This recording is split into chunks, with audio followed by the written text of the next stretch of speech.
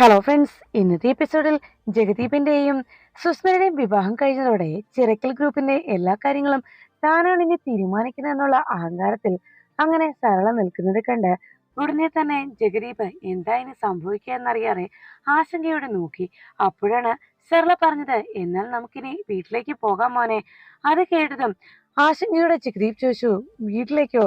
ഉടനെ തന്നെ സരള പറഞ്ഞു, അങ്ങനെയല്ലേ മോനെ നാട്ടു നടപ്പ്. വിവാഹം കഴിഞ്ഞാൽ വധു ഭർത്തഗൃഹത്തിലേക്കല്ലേ ചെന്ന് കയറേണ്ടത് എന്ന് ചോദിച്ചതും ജഗദേവ് താനാകെ പെട്ടുപോയല്ലോ എന്നുള്ള അതിശയത്തിൽ പെട്ടെന്ന് സർളയോട് പറഞ്ഞു. അത് പിന്നെ അങ്ങനെയുള്ള ഒരു വാക്ക് കേട്ട ഉടനെ സർള തന്റെ കയ്യിലിരുന്ന ലഡു ഒരെണ്ണം എടുത്ത് ജഗദീപിന്റെ വായിലേക്ക് വെച്ചു കൊടുത്തു. ഉടനെ അതെ, ഇനി ഒന്നും മിണ്ടണ്ട എന്ന് പറഞ്ഞ് ജഗദീപിനോട് വേഗം കാറിൽ കയറാനായി സർള പറഞ്ഞു. സർള പറഞ്ഞത് കേൾക്കാൻ കൂട്ടാക്കാതെ ജഗദീപ് അങ്ങ് നിൽക്കുന്നത് കണ്ട് സർള ഗുണ്ടകളോട് ജഗദീപിനെ പിടിച്ച് വണ്ടിയിൽ കയറ്റാനായി അറിയിച്ചു. ഉടനെ തന്നെ ജഗദീപിനെ അവർ ചേർന്ന് വണ്ടിയിലേക്ക് പിടിച്ചുകൊണ്ട് പോകുന്നു.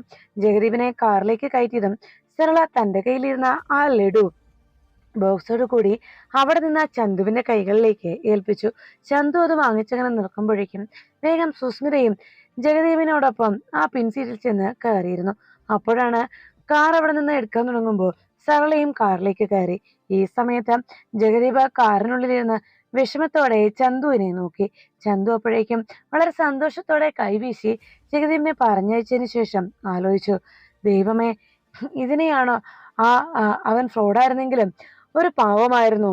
സത്യത്തിൽ ഈ അവസ്ഥയ്ക്കാണോ കഴിച്ചിട്ട് ഇറക്കാനും വയ്യ, മധുരിച്ചിട്ട് തുപ്പാനും വയ്യ എന്ന് പറയുന്നത്? ആ ദൈവത്തിനറിയാം. ഇന്നത്തോടെ അവന്റെ കഥ തീർന്നു എന്ന് പറഞ്ഞ് ചന്തു ആ ലഡു കഴിച്ചുകൊണ്ട് നിൽക്കുന്നു. അപ്പോഴാണ് സത്യാമ്മയുടെ വീട്ടിലെത്തിയ പൂജാരി ഉടനെ തന്നെ സത്യമ്മ പറഞ്ഞനുസരിച്ച് അവിടുത്തെ പ്രശ്നങ്ങൾ എന്താണെന്ന് കണ്ടെത്താനായി അവിടെ പ്രശ്നം വെച്ച് നോക്കുന്നത്. ഉടനെ കബഡിപ്പലകയിൽ കബഡി നിരത്തിയതിനു ശേഷം എല്ലാം നോക്കി കഴിഞ്ഞതിന് ശേഷം പൂജാരി പറഞ്ഞു, സത്യാമ്മേ, ആരോടും തെളിഞ്ഞിട്ടില്ലല്ലോ, ഒരാശി അത്ര ശുഭകരമല്ലല്ലോ എന്ന് പറഞ്ഞു. സത്യാമ്മ ആശങ്കയോടെയുള്ള ജോത്സ്യന്റെ വാക്കുകൾ കേട്ട് എന്താണ് എന്താണ് തിരുമേനി പ്രശ്നം എന്ന് ചോദിച്ചു. അപ്പോഴേക്കും തിരുമേനി പറഞ്ഞു, ഇത്തിരി പ്രശ്നങ്ങൾ ഉണ്ടല്ലോ സത്യാമ്മേ. ഈ കുടുംബത്ത് ഒരു കുട്ടിയുടെ വിയോഗവും പിന്നെ ഈ കുടുംബത്ത് നിന്ന് ഐശ്വര്യ ദേവത പടിയിറങ്ങിപ്പോയതും ഈ കുടുംബത്തിന് തകർച്ചയിലേക്ക് എത്തുന്ന കാര്യങ്ങളുമാണ് ആരുടത്തിൽ കാണുന്നത് എന്ന് തിരുമേനി അറിയിച്ചു. അത് കേട്ടതോടെ സത്യാമ്മ പറഞ്ഞു, തിരുമേനി നേരത്തെ പറഞ്ഞതുപോലെയുള്ള എല്ലാ പൂജകളും നടത്തിയിട്ടുണ്ടല്ലോ, എന്നിട്ടും ഈ കുടുംബത്തിന് നേരെ വന്നിരിക്കുന്ന ശാപങ്ങൾ ഒഴിഞ്ഞു പോയിട്ടില്ലേ തിരുമേനി എന്ന് ചോദിച്ചതും തിരുമേനി പറഞ്ഞു, ശാപങ്ങളൊക്കെ പൂജകൾ ചെയ്തതോടെ, വിധിപ്രകാരമുള്ള പൂജകൾ ചെയ്തതോടെയെല്ലാം പോയിട്ടുണ്ട്. എന്നാൽ ഇപ്പോ ഈ കുടുംബത്തിനെ ഗ്രസിച്ചിരിക്കുന്നത് അസംതൃപ്തമായിട്ടുള്ള ഏതോ ഒരു ആത്മാവിന്റെ സങ്കടമാണ് എന്ന് പറഞ്ഞു. അത് കേട്ടതും സത്യാമ്മയ്ക്ക് ആകെ ടെൻഷനായി. അതാരാണ് തിരുമേനി? അതാരാണെന്ന് തിരുമേനിക്കൊന്ന് കണ്ടെത്താൻ കഴിയില്ലേ എന്ന് ചോദിച്ചതും തിരുമേനി പറഞ്ഞു, പേര് പറയാൻ ഞാൻ അശക്തനാണ് സത്യാമ്മേ എന്നറിയിച്ചു. ഉടനെ സത്യഭാമ ആകെ ടെൻഷനിലായി. ഇതിനെന്താ പരിഹാരം എന്ന് ചോദിച്ചതും സത്യഭാമയോട് തിരുമേനി ചോദിച്ചു, അല്ല, ആർക്കെങ്കിലും സത്യാമ്മ എന്തെങ്കിലും വാക്ക് കൊടുത്തിട്ടുണ്ടോ? അത് പാലിക്കാൻ സത്യാമ്മയ്ക്ക് കഴിയാതെ പോയിട്ടുണ്ടോ എന്ന് ചോദിച്ചതും ഉടനെ രാഘവൻ നായർ ചോദിച്ചു, അല്ല തിരുമേനി, തിരുമേനി പറഞ്ഞ അനുസരിച്ച് ഈ ആത്മാവെന്ന് പറയുന്നത് അത് വെറുമൊരു സങ്കല്പം മാത്രമല്ലേ? മരണശേഷം അങ്ങനെ ഒരു സങ്കല്പം ഉണ്ട് എന്ന് പറഞ്ഞാലും ഇന്നേ വരെ ആർക്കും അത് തെളിയിക്കാൻ കഴിഞ്ഞിട്ടില്ലല്ലോ എന്ന രാഘവൻ നായരുടെ ചോദ്യം കേട്ട് ഉടനെ തിരുമേനി പറഞ്ഞു, അതെ, രാഘവൻ നായരുടെ ചോദ്യത്തിന് എന്റെ കയ്യിൽ വ്യക്തമായ മറുപടിയുണ്ട്. നമുക്ക് ആർക്കും പറയാൻ കഴിയില്ല. ഞാനും അതിനോട് യോജിക്കുന്നു. എന്നാൽ ഞാൻ ഒന്ന് പറഞ്ഞോട്ടെ. നമ്മൾ അല്പനേരത്തേക്ക് ശ്വാസം അടക്കി പിടിച്ച് ധ്യാനനിരതരായി ഇരിക്കുക. ആ സമയത്ത് നമ്മുടെ ഹൃദയം ഇടിക്കുന്നത് കേൾക്കാൻ കഴിയും, ശ്വാസോച്ഛ്വാസം എടുക്കുന്നത് അറിയാൻ കഴിയും. അതോടൊപ്പം നമ്മുടെ ഞരമ്പുകളിലൂടെ രക്തം പ്രവഹിക്കുന്നതും അറിയാൻ കഴിയും. ഇതൊക്കെ എങ്ങനെ സാധിക്കുന്നു? ഇതിനൊക്കെ ഏതോ ഒരു ശക്തി ഉണ്ട് എന്ന് നമ്മൾ വിശ്വസിക്കുന്നില്ലേ എന്ന തിരുമേനിയുടെ ചോദ്യത്തിന് രാഘവൻ നായർ ശരിവെക്കുന്നു. അപ്പോഴേക്കും അദ്ദേഹം പറഞ്ഞു, അതിനെയാണല്ലോ നമ്മൾ ആത്മാവെന്ന് പറയുന്നത്. ആ ആത്മാവ് ആ ശരീരത്തിൽ നിന്ന് പോയി കഴിയുമ്പോഴാണല്ലോ ശരീരത്തിന് ഇത്തരം കാര്യങ്ങളൊന്നും ചെയ്യാൻ കഴിയാതാവുകയും കൂടുവിട്ട് കിളിപ്പോയ അവസ്ഥയിലേക്ക് കാര്യങ്ങൾ എത്തുകയും ചെയ്യുന്നത്. അങ്ങനെ ആത്മാവ് അലഞ്ഞു തിരിഞ്ഞ് നടക്കാതിരിക്കാനായിട്ടാണല്ലോ മരണാനന്തര കർമ്മങ്ങൾ നമ്മൾ ചെയ്യുന്നത് എന്ന് തിരുമേനി പറയുന്നു. അതെല്ലാം കേട്ടതോടെ രാഘവൻ നായർ അതിനോട് എതിരഭിപ്രായം പറയാതെ അങ്ങനെ ഇരുന്നു. ഉടനെ അദ്ദേഹം പറഞ്ഞു, അങ്ങനെ എന്തോ ഒന്നാണ് ഇപ്പോ ഈ കുടുംബത്തെ ഗ്രസിച്ചിരിക്കുന്നത് എന്ന് തിരുമേനി അറിയിച്ചു. സത്യാമ്മ അപ്പോഴേക്കും ആശങ്കയോടെ ആലോചിച്ചു, എന്തായിരിക്കും അതിന് കാരണമെന്ന്. അപ്പോഴാണ് സത്യാമ്മ ഓർത്തത്, അന്ന് പത്മാവതിയമ്മ മരിക്കാനായി ഒരുങ്ങിയ ആ സമയത്ത് പത്മാവതിയമ്മ സത്യാമ്മയോട് പറഞ്ഞിരുന്നു, എന്റെ മോന് നല്ലൊരു ജീവിതം ഉണ്ടാക്കി കൊടുക്കണം, അവന് മറ്റൊരു വിവാഹം കഴിക്കാനായി സത്യാമ്മ പറയണം, നല്ലൊരു പെൺകുട്ടിയെ, അവനെ സ്നേഹിക്കുന്ന, അവന്റെ കാര്യങ്ങൾ നോക്കുന്ന നല്ലൊരു പെൺകുട്ടിയെ അവന് വേണ്ടി സത്യാമ്മ കണ്ടെത്തണമെന്ന് പറഞ്ഞു.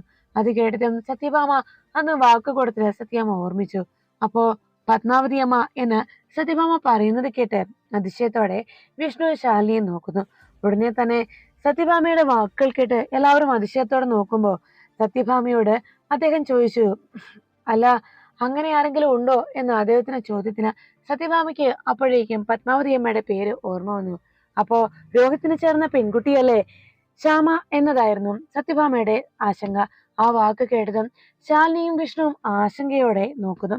അതിനുശേഷം രോഹിത്തിന്റെ ശ്യാമയുടെയും അരികിലേക്ക് ഒരു വെയിറ്റർ എത്തുന്നു. അവർ ഓർഡർ ചെയ്ത ആ ജ്യൂസും മിൽക്ക് ഷേക്കും കുടിക്കാതെ അവർ രണ്ടുപേരും നിൽക്കുമ്പോൾ വെയിറ്റർ എത്തി ചോദിച്ചു, ഇനി എന്തെങ്കിലും വേണോ സാർ? അപ്പോഴേക്കും രോഹിത് പറഞ്ഞു, രോഹിത് ഉടനെ ശ്യാമയെ വിളിച്ചു, ശ്യാമയെ. എന്നിട്ടും ശ്യാമ മറുപടി ഒന്നും പറയാതെ അങ്ങനെ തന്നെ നിന്നു. ഉടനെ രോഹിത് പറഞ്ഞു, അല്ല, ഇനി ഒന്നും വേണ്ട, ഞങ്ങൾക്ക് അല്പനേരം കൂടി ഈ സീറ്റ് വേണം, ഈ ടേബിള് വേണം, അതിനുള്ള പണം ഞാൻ തന്നോളാം എന്ന് പറഞ്ഞു. അപ്പോഴേക്കും ശരി സാർ എന്ന് പറഞ്ഞ് വെയിറ്റർ അവിടെ നിന്ന് പോയി. അപ്പോൾ ഉടനെ തന്നെ രോഹിത് ശ്യാമയെ വിളിച്ചു, ശ്യാമയെ, നമ്മളിവിടെ ഇരിക്കാൻ തുടങ്ങിയിട്ട് അധിക നേരമായി, എത്രയും വേഗം നമുക്ക് ഇവിടെ നിന്ന് പോകണം. ഇവിടെ നമ്മൾ വന്ന സമയത്തുണ്ടായിരുന്ന ആളുകളും അതിനുശേഷം പലരും ഇവിടെ വന്നു പോയി കഴിഞ്ഞു. ഇനിയും നമ്മൾ ഇവിടെ ഇരിക്കുന്നത് ഈ ഹോട്ടലിന് തന്നെ പ്രശ്നമാണ്.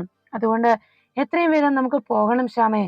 ശ്യാമ എന്താ ഒന്നും മിണ്ടാത്തത് എന്ന് രോഹിത് അന്വേഷിച്ചു. അപ്പോഴേക്കും ശ്യാമയ്ക്കാകെ ടെൻഷനായി. ഉടനെ തന്നെ ശ്യാമ ഒന്നും മിണ്ടാതെ നിൽക്കുമ്പോൾ രോഹിത് പറഞ്ഞു, ശ്യാമേ, ഇവിടെ ഒരു ബിസിനസ് നടത്തുന്നതല്ലേ, അവർക്ക് ഇനിയും കസ്റ്റമേഴ്സിനെ വിളിക്കേണ്ടതല്ലേ, അവർ നമ്മളെ ഇവിടെ നിന്ന് പറഞ്ഞയക്കാത്തത് അവരുടെ മര്യാദയാണ്, തിരിച്ച മര്യാദ നമ്മൾ കാണിക്കണ്ടേ എന്ന് ശ്യാമയോട് രോഹിത് കാര്യങ്ങൾ പറഞ്ഞ് മനസ്സിലാക്കാൻ ശ്രമിക്കുന്നു. ഈ സമയത്ത് അവിടെ രാമചന്ദ്രന്റെ വീട്ടിലേക്ക്, ചിറക്കൽ രാമചന്ദ്രന്റെ വീട്ടിലേക്ക് സരള തന്റെ മകൾ സുസ്മിതയും കൂട്ടിക്കൊണ്ട് പോയിക്കൊണ്ടിരുന്നു. ഈ സമയത്ത് ജഗദീപ് ആകെ ടെൻഷനോടെയാണ് കാറിലിരിക്കുന്നത്. ജഗദീപിനെ ഇടയ്ക്ക് വളരെ അഹങ്കാരത്തോടെ സുസ്മിത നോക്കുന്നു. താൻ വിജയിച്ച ഒരു ഭാവത്തിൽ സുസ്മിത അങ്ങനെ ഇരിക്കുമ്പോൾ സരളയും ചിറക്കൽ രാമചന്ദ്രന്റെ സ്വത്ത് മുഴുവൻ തങ്ങൾക്കാണ് ഇനി സ്വന്തം എന്നുള്ള അഹങ്കാരത്തിൽ ആ അമ്മയും മകളും ഇരിക്കുമ്പോഴാണ് രാമചന്ദ്രന്റെ വീടിനരികിലേക്ക് കാർ അടുത്തുകൊണ്ടിരിക്കുന്നുള്ള സത്യം ജഗദീപ് തിരിച്ചറിഞ്ഞത്. ഗേറ്റിന് പുറത്തു നിന്നുകൊണ്ട് മൊബൈലിലുള്ള തമാശകൾ കണ്ട് ചിരിച്ചുകൊണ്ട് നിൽക്കുകയാണ് ആ സമയത്ത് ഗൂർഖ. അപ്പോഴാണ് അകത്തിരുന്ന് പത്രം വായിച്ചുകൊണ്ടിരുന്ന രാമചന്ദ്രൻ അതിലൊരു ന്യൂസ് കണ്ട് ഭാര്യയായ ശശികലയോട് പറഞ്ഞു, ദാ കണ്ടില്ലേ, ബന്ധുക്കൾ ചമഞ്ഞ് വന്നവർ ദമ്പതികളെ കൊന്ന് സ്വർണവും പണവുമായി കടന്നു കളഞ്ഞുവെന്ന്. അത് കേട്ടതോടെ ശശികല വല്ലാത്ത ടെൻഷനോടെ പറഞ്ഞു, അതാ മനുഷ്യ ഞാൻ നിങ്ങളോട് പറയുന്നത്, ഇവിടെ വരുന്ന അറിയാൻ പാടില്ലാത്ത ആളുകളെ ഈ വീട്ടിൽ കയറ്റരുതെന്ന്. നിങ്ങളത് പറഞ്ഞാൽ കേൾക്കില്ലല്ലോ. ഒരു ഗൂർഖയുണ്ടെന്ന് പറഞ്ഞാൽ ഇതുപോലെ ഒരു തിരുമണ്ടൻ വേറെയില്ല. അതുകൊണ്ടാണല്ലോ കഴിഞ്ഞ ദിവസം പ്ലംബർ എന്ന് പറഞ്ഞ് ഒരു കള്ളൻ ഈ വീട്ടിൽ വന്ന് കയറിയത്. അതുകൊണ്ട് ഇനിയെങ്കിലും സൂക്ഷിക്കണം. ഇവിടെയാണെങ്കിൽ ആനക്കൊമ്പും മാങ്കൊമ്പും ഒക്കെ ഉണ്ട് എന്ന് പറഞ്ഞതും രാമചന്ദ്രൻ പറഞ്ഞു, എടി ഒന്ന് പതുക്കെ പറ, ഈ വാർത്ത വായിച്ചിട്ടാണെങ്കിൽ ഞാൻ ആകെ പേടിച്ചിരിക്കുക. നീ തൊണ്ട പോലും ആകെ ഉണങ്ങിയ അവസ്ഥയിലായി. നീ വേഗം ഒരു ഗ്ലാസ് ചായ ഇട്ടുകൊണ്ടുവാ എന്ന് പറഞ്ഞതും ശശികല ചായ ഇടുവാനായി അകത്തേക്ക് പോകുന്നു. അപ്പോഴാണ് ജഗദീപുമായിട്ട് സരളയും സുസ്മിതയും കൂടി നേരെ ചിറക്കൽ വീട്ടിലേക്ക് എത്തുന്നത്. വീട്ടുമുറ്റത്തേക്ക് കാറ് കയറ്റിയിടുവാനായി മുസ്തഫയോട് പറയണം. മുസ്തഫ, ഗേറ്റ് തുറക്കാൻ ആ ഗൂർഖ തയ്യാറായില്ലെങ്കിൽ ഗൂർഖയെ നമുക്ക് വിരട്ടാം. അത് മാത്രമല്ല, നമ്മൾ ഇനി മുതൽ ഈ വീട്ടിലെ ബന്ധുക്കളാണ്. അതുകൊണ്ട് തന്നെ കാറ് അകത്തേക്ക് കയറ്റാൻ ഭാഗത്തിന് ഗേറ്റിന് മുന്നിൽ കൊണ്ടുപോയി നിർത്ത എന്ന് മുസ്തഫയോട് സരള അറിയിച്ചു. സരള പറഞ്ഞത് കേട്ട് മുസ്തഫ അതുപോലെ കൊണ്ടുവന്ന് നിർത്താനായി തുടങ്ങുമ്പോൾ അവിടെ വാതുക്കൽ ഗൂർഖ നിൽക്കുന്നത് ജഗദീപ് കാണുന്നു. ജഗദീപ് പെട്ടെന്ന് ഓർത്തു, കഴിഞ്ഞ തവണ താൻ വന്നപ്പോ ഗൂർഖ തന്നെ ഇട്ട് ഓടിച്ച കാര്യങ്ങൾ. അതെല്ലാം ഓർത്തുകൊണ്ട് അങ്ങനെ ജഗദീപ് ഇരിക്കുമ്പോഴാണ് ഇത്തവണ അവൻ എന്നെ കണ്ടാൽ എന്റെ പൊടി പോലും ബാക്കി വെച്ചേക്കില്ല എന്ന് ആലോചിച്ചുകൊണ്ട് ജഗദീപ് ഭയന്നിരുന്നു. എന്തായാലും തൽക്കാലം ഈ കണ്ണട വെച്ചേക്കാം, ഇങ്ങനെയെങ്കിലും മുഖം ഒന്ന് അവന് തിരിച്ചറിയാൻ പറ്റാതാവട്ടെ, പിന്നെ ബാക്കിയെല്ലാം വരുന്നിടത്ത് വെച്ച് കാണാമെന്ന് ആലോചിച്ച് ജഗദീപ് അങ്ങനെ ഇരുന്നു. അപ്പോഴാണ് സരള ജഗദീപിനോട്, എന്താ നമ്മള് വീട്ടിലെത്താറായി, ഇന്ന് ശരിക്കും രാമചന്ദ്രന് വലിയ അതിശയം തന്നെയായിരിക്കും എന്നെല്ലാം പറഞ്ഞുകൊണ്ട് സരള വേഗം വലിയ സന്തോഷത്തിൽ വീട്ടിലേക്ക് കയറാനായി കാത്തു നിൽക്കുമ്പോൾ ഗൂർഖ വണ്ടി വാതിക്കൽ വന്ന് നിൽക്കുന്നത് കണ്ട് ഗേറ്റ് മുന്നിൽ നിന്ന് മാറ്റാനായി പറഞ്ഞു. ഉടനെ സരള പറഞ്ഞു, വേഗം പോയി ഗൂർഖെ നീ ആ ഗേറ്റ് തുറന്നോ, ഞങ്ങളെ ഈ രാമചന്ദ്രന്റെ ബന്ധുക്കളാണ് എന്ന് അറിയിച്ചു. ഈ കാറിനുള്ളിൽ ഇരിക്കുന്നതേ ഇവിടുത്തെ സാറിന്റെ മകന്റെ ഭാര്യയാണ്, ഞങ്ങൾ ഈ വീട്ടിലെ ബന്ധുക്കൾ, മര്യാദയ്ക്ക് ഗേറ്റ് തുറക്കടാ എന്ന് ഹിന്ദിയിൽ ഷർല പറഞ്ഞത് കേട്ട് ഭയത്തോടെ വേഗം ഗൂർഖ ചെന്ന് വാതിൽ തുറക്കുന്നു. അപ്പോഴേക്കും പെട്ടെന്ന് തന്നെ ഗേറ്റ് തുറന്ന് ഗൂർഖ കാർ അകത്തേക്ക് കയറ്റാനായി അനുവദിച്ചു. ഉടനെ സരള സുസ്മിനോട് പറഞ്ഞു, ദാ മോളെ സൂക്ഷിച്ചോണം, കണ്ടില്ലേ ഈ ഗൂർഖയ്ക്ക് പോലും അനുസരണക്കേടാണ് ഉള്ളത്, അതുകൊണ്ട് നീ വേണം ഇനിയെല്ലാം കൃത്യമായി കാര്യങ്ങളൊക്കെ നോക്കി ചെയ്യിക്കാൻ എന്ന് പറഞ്ഞതും ഞാൻ ഏറ്റു അമ്മേ എന്ന് സുസ്മിത അറിയിച്ചു. അമ്മയ്ക്ക് നന്നായി ഹിന്ദിയൊക്കെ അറിയാമല്ലോ എന്ന് സരളയോട് സുസ്മിത ചോദിക്കുമ്പോൾ സരള പറഞ്ഞു, പിന്നല്ലാതെ ഈ നാഷണൽ പൊളിറ്റിക്സിൽ പിന്നെ എന്തൊക്കെയാ ഉള്ളത് എന്ന് മോൾക്ക് അറിഞ്ഞൂടെ, അവിടെ ഉള്ളതെല്ലാം മാർവാടികളല്ലേ, അപ്പൊ പിന്നെ ഹിന്ദി നമുക്ക് വഴങ്ങാതിരുന്നാൽ ശരിയാവുകയില്ല എന്ന് സുസ്മിതയോട് സരള പറയുന്നു. അങ്ങനെ അവർ സംസാരിച്ചുകൊണ്ട് നേരെ മുറ്റത്തേക്ക് കാറുമായി എത്തി. കാറ് വന്ന് നിന്നതും മുറ്റത്തേക്ക് ഇറങ്ങിയ സരള വലിയ അതിശയത്തോടെ ആ വീട്ടിലേക്ക് നോക്കി. അപ്പോഴേക്കും ജഗദീപ് ഇനി എന്ത് ചെയ്യുന്നുള്ള ആശങ്കയിൽ അങ്ങ് നിൽക്കുമ്പോൾ ഡ്രൈവർ വേഗം കാറിന്റെ ഡോർ തുറന്ന് സുസ്മിതയെ പുറത്തേക്ക് ഇറങ്ങി. സുസ്മിത പുറത്തേക്ക് ഇറങ്ങിയതും ജഗദീപിനോട് സരള പറഞ്ഞു, മോൻ ഇറങ്ങി വാ. അപ്പോഴേക്കും ജഗദീപ് ചോദിച്ചു, അല്ല ഞാൻ ഇറങ്ങണോ എന്ന് ചോദിച്ചത് കേട്ട്, അല്ലെങ്കിൽ വേണ്ട മോൻ അവിടെ ഇരുന്നോ, ഇത് രാമചന്ദ്രന് ഒരു സർപ്രൈസ് ആവട്ടെ എന്ന് അറിയിച്ചു. ഉടനെ തന്നെ സരള അങ്ങനെ പറഞ്ഞത് കേട്ട് സുസ്മിത ചോദിച്ചു, അല്ലമ്മേ അതെന്താമോ അങ്ങനെ പറഞ്ഞത്. അപ്പോഴേക്കും സരള പറഞ്ഞു, കഴിഞ്ഞ തവണ രാമചന്ദ്രനും ഭാര്യയും വീട്ടിൽ വന്ന് നടത്തിയ പ്രകടനം എന്തെല്ലാമായിരുന്നു, അതുകൊണ്ട് അവർക്ക് ശരിക്കും ഒരു തിരിച്ചടിയാവണം ഇത്. അപ്പോഴേക്കും സുസ്മിത ചോദിച്ചു, അല്ലമ്മേ ഇങ്ങനെയൊന്നും അല്ലല്ലോ അമ്മേ, അവര് ആരതിയും വിളക്കും ഒക്കെ ഒഴിഞ്ഞല്ലേ, ആരതി ഒഴിഞ്ഞും വിളക്ക് തന്നുമല്ലേ എന്നെ സ്വീകരിക്കേണ്ടത് എന്ന് ചോദിച്ചതും സരള പറഞ്ഞു, അതൊക്കെ ശരി തന്നെയാണ് മോളെ, പക്ഷെ ഇപ്പോഴത്തെ സാഹചര്യം ഇങ്ങനെയല്ലേ, അതൊക്കെ നമുക്ക് വഴിയെ ചെയ്യിക്കാം, മോള് കയറുവാ എന്ന് പറഞ്ഞ് സരള വേഗം സുസ്മിതയെ അകത്തേക്ക് കൂട്ടിക്കൊണ്ടു പോകുന്നു. ഇനി അവർക്ക് നമ്മളോട് കാണിച്ചതിനുള്ള ഒരു നാണക്കേട് അവർക്ക് തോന്നണം, അതാണ് വേണ്ടത് എന്ന് പറഞ്ഞുകൊണ്ട് സരള സുസ്മിതയെ വിളിച്ചുകൊണ്ട് അകത്തേക്ക് കയറുന്നു. ഈ സമയത്ത് ജഗദീവ് മനസ്സിൽ പറഞ്ഞു, അതെ ആരതിയും വിളക്കും ഒക്കെ നീട്ടി നിന്നെ സ്വീകരിക്ക തന്നെ ചെയ്യും എന്ന് മനസ്സിൽ പറഞ്ഞുകൊണ്ട് ജഗദീപ് ഇരിക്കുകയും ഇനിയിപ്പോ എന്താ ചെയ്യുക എന്ന ആശങ്കയായിരുന്നു ജഗദീപിന്റെ മനസ്സിൽ. അപ്പോഴേക്കും അവിടെ രാമചന്ദ്രൻ ഇരുന്നുകൊണ്ട് മറ്റൊരു വാർത്ത വായിച്ചുകൊണ്ടിരുന്നു. മുൻപ് വായിച്ച വാർത്തയുടെ അതിന്റെ വിശദീകരണം എന്നോണം കൃത്യമായി അതിലെഴുതിയിരുന്നു, ഒരു 45 വയസ്സ് തോന്നുന്ന ഒരു സ്ത്രീയും 25 വയസ്സ് പ്രായമുള്ള ഒരു പെൺകുട്ടിയും അമ്മയും മകളുമാണെന്ന് പറഞ്ഞുകൊണ്ടാണ് വീട്ടിലേക്ക് കയറിയതും കൊലപാതകം നടത്തിയിരിക്കുന്നതും.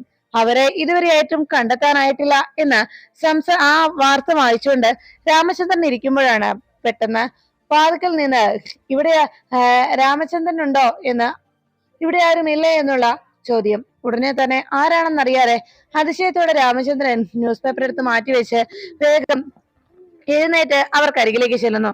അല്ല എന്താ എന്താ കാര്യം എന്ന് അവരോട് അന്വേഷിച്ചു. ഉടനെ രാമചന്ദ്രൻ വന്ന് ചോദിച്ചത് കേട്ട് സരള പറഞ്ഞു, അതെ ഞങ്ങൾ ആരാണെന്നാണോ, അത് പറയാം, അതൊക്കെ ഇവിടെ ഇരിക്കട്ടെ, എവിടെ രാമചന്ദ്രൻ എവിടെ? ആ ചോദ്യം കേട്ട ഉടനെ രാമചന്ദ്രൻ ആകെ സംശയമായി. അല്ല നിങ്ങൾ ആരാ എന്ന് രാമചന്ദ്രൻ വീണ്ടും സരളയോട് ചോദിച്ചു. ഞങ്ങൾ ആരാണെന്ന് പറഞ്ഞുതരാം, നിങ്ങൾ പോയി രാമചന്ദ്രനെ വിളിക്ക് എന്ന് പറഞ്ഞ് സരള വലിയ ഗൗരവത്തിൽ രാമചന്ദ്രനോട് സംസാരിച്ചു. അപ്പോഴേക്കും രാമചന്ദ്രന് കാര്യങ്ങൾ മനസ്സിലായില്ല.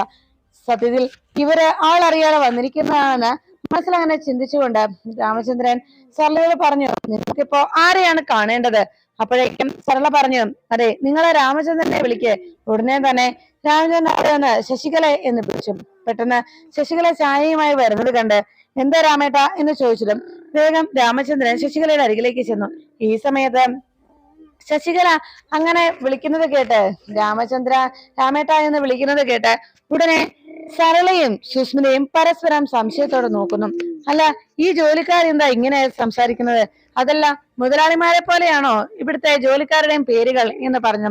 സുസ്മിതയ്ക്കും സരളയ്ക്കും ആകെ സംശയമായി. ചിലപ്പം നമുക്ക് ഇവരെ ഇവിടുത്തെ ജോലിക്കാരായതുകൊണ്ട് നമ്മളെ അവർക്ക് മനസ്സിലായതുമില്ലല്ലോ.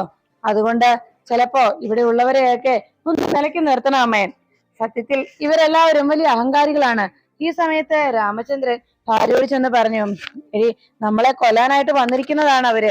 അത് കേട്ട ഉടനെ ശശികലയ്ക്ക് ആകെ ടെൻഷനായി. അയ്യോ രാമേട്ട, ഞാൻ പോലീസിൽ വിളിക്കട്ടെ എന്ന് ചോദിച്ചിട്ടും, വരട്ടെ, ഞാനേ അവരോടൊന്ന് സംസാരിച്ചു നോക്കട്ടെ എന്താ കാര്യം. അവർക്ക് സത്യത്തിൽ എന്നെ തിരിച്ചറിയാൻ കഴിഞ്ഞിട്ടില്ല. അവര് വീണ്ടും രാമചന്ദ്രൻ എവിടെയെന്നാണ് എന്നോട് ചോദിച്ചുകൊണ്ടിരിക്കുന്നത്. ഉടനെ തന്നെ ശശികലയും രാമചന്ദ്രനും കൂടെയും സുസ്മിതയുടെയും സരളയുടെയും അരികിലേക്ക് ചെന്നു. ഉടനെ എന്താ എന്താ നിങ്ങക്ക് വേണ്ടതെന്ന് ചോദിച്ചിട്ടും രാമചന്ദ്രനോട് വീണ്ടും സരള ദേഷ്യത്തോടെ പറഞ്ഞു, അത് നിങ്ങളോട് പറയാനുള്ളതല്ല, രാമചന്ദ്രനെയും അയാളുടെ ഭാര്യ ശശികലയും വിളിക്ക്. ഉടനെ രാമചന്ദ്രൻ പറഞ്ഞു, അതൊക്കെ വിളിക്കാം, അല്ല നിങ്ങൾ ആരാണെന്ന് പറ, എന്നാലല്ലേ ഞങ്ങക്ക് വിളിക്കാൻ പറ്റൂ എന്ന് ചോദിച്ചിട്ടും ഉടനെ ശശികലയോട് രാമചന്ദ്രനോടുമായി സരള പറഞ്ഞു, ദാ ഈ നിൽക്കുന്നത് ആരാന്ന് നിങ്ങൾക്ക് അറിയാവോ? ചിറയ്ക്കൽ രാമചന്ദ്രന്റെയും ശശികലയുടെയും മകൻ, ഏക മകൻ ജഗദീപ് കുമാർ രജിസ്റ്റർ വിവാഹം ചെയ്ത സുസ്മിത രാജഗോപാൽ, അതാണിത് എന്ന് പറഞ്ഞതും ഉടനെ രാമചന്ദ്രനും ശശികലയ്ക്കും ആകെ സംശയമായി. ഉടനെ ശശികല പറഞ്ഞു, രാമേട്ട, ഇത് വിഷയം വേറെയാ. അപ്പോഴേക്കും ഉടനെ രാമചന്ദ്രൻ പറഞ്ഞു, അതെ, എനിക്കും അങ്ങനെ തോന്നുന്നുണ്ട്. ഉടനെ ശശികലയ്ക്കും രാമചന്ദ്രനും സംശയമായതുകൊണ്ട് ഇരുവരും പരസ്പരം നോക്കി. എന്നിട്ട് രാമചന്ദ്രൻ വേഗം അപ്പുറത്തേക്ക് മാറി നിന്ന് സ്റ്റെയറിനരികിൽ ചെന്ന്, എടാ ജഗദീപേ എന്ന് ഉറക്കെ വിളിച്ചു. അപ്പോഴേക്കും സുസ്മിതയ്ക്കും സരളയ്ക്കും ആകെ സംശയമായി. ഇതാരെയാ ഇവർ വിളിക്കുന്നത് എന്ന ആശങ്കയോടെ അവർ നോക്കുന്നു. അപ്പോഴേക്കും, മോളെ, ഇതെന്താ ഇവിടെയുള്ള എല്ലാവരുടെയും പേരുകളെല്ലാം ഒരുപോലെ എന്ന് അവർ പരസ്പരം സംശയത്തോടെ സുസ്മിതയും സരളയും നോക്കി. അപ്പോഴേക്കും ഒരു ചെറുപ്പക്കാരൻ താഴേക്ക് ഇറങ്ങി വന്നു. എന്താ അച്ഛാ എന്ന് ചോദിച്ചിട്ടും സുസ്മിതയോടെ സരള ചോദിച്ചു, അല്ല ഇവളേതാ? ഉടനെ സുസ്മിത പറഞ്ഞു, ഇത് ആ സെർവന്റിന്റെ മകൻ വല്ലതും ആയിരിക്കും, അല്ലെങ്കിൽ വേറെ ആരെങ്കിലും ആയിരിക്കുമേ എന്നിങ്ങനെ പറഞ്ഞ് അങ്ങനെ നിൽക്കുമ്പോ ഉടനെ സരള സുസ്മിതയെ നിൽക്കുന്നത് കണ്ട് രാമചന്ദ്രൻ ചോദിച്ചു, എടാ അതേതാടാ പെണ്ണ്? അപ്പോഴേക്കും രാമചന്ദ്രന്റെ ചോദ്യം കേട്ട് ജഗതി പറഞ്ഞു, എനിക്കറിയില്ല ചാ, ആരാത് എന്ന് ചോദിച്ചിട്ടും നിനക്കറിയില്ലേ എന്ന് ചോദിച്ചു. എന്നിട്ട് ജഗദീപിന്റെ കർണത്തേക്ക് അടിക്കൂ. ആ അടി കണ്ടതും ശശികലയും ആകെ ഞെട്ടി. എന്താ കാര്യം അറിയാതെ അങ്ങനെ നിൽക്കുമ്പോ ഉടനെ ജഗദീപിനോട് രാമചന്ദ്രൻ ചോദിച്ചു, എടാ നീ വിവാഹം കഴിച്ച പെൺകുട്ടിയാന്നാ പറഞ്ഞത്? അപ്പൊ ഉടനെ തന്നെ ജഗദീപ് പറഞ്ഞു, അയ്യോ അച്ഛാ, ഞാൻ ഈ പിശാചിനെ ആദ്യമായിട്ടാ കാണുന്നത്, എനിക്കറിയില്ല. അപ്പോഴാണ് സുസ്മിത പറഞ്ഞത്, അല്ല നിങ്ങൾ എന്തിനാ അവനെ തല്ലിയത്? അപ്പോഴേക്കും രാമചന്ദ്രൻ പറഞ്ഞു, അല്ല നിങ്ങളല്ലേ പറഞ്ഞത് ഇവൻ ഈ പെണ്ണെ വിവാഹം കഴിച്ചതാണെന്ന്. ഉടനെ തന്നെ സരള പറഞ്ഞു, അയ്യോ അത് ഇവനല്ല എന്ന് പറഞ്ഞതും ആകെ സംശയമായി എല്ലാവർക്കും.